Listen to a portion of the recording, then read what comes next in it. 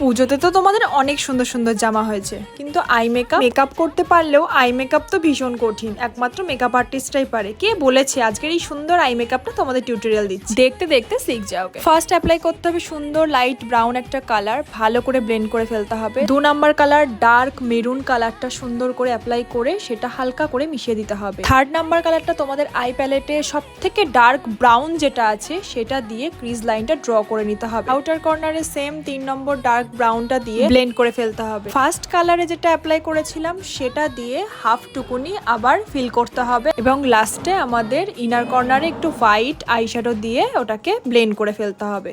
তো তোমরা এখানে গ্লিটার অ্যাপ্লাই করতেও পারো, নাও করতে পারো। আমি এখানে অ্যাপ্লাই করে নিয়েছি। চোখের নিচে সেম দুটো ডার্ক কালার দিয়ে স্মাচ করে নিও, এবং আইলাইনার মাস্কারা পরে আইবোনটাকে হাইলাইট করে রেডি আমাদের অষ্টমীর সুন্দর একটা। আমাদের গ্লিটার দেওয়া নাকি গ্লিটার ছাড়া আই মেকআপটা বেশি ভালো লাগলো? অবশ্যই কিন্তু কমেন্টে জানিয়ে। ভালো লাগলে একটা সাবস্ক্রাইব করে দিও।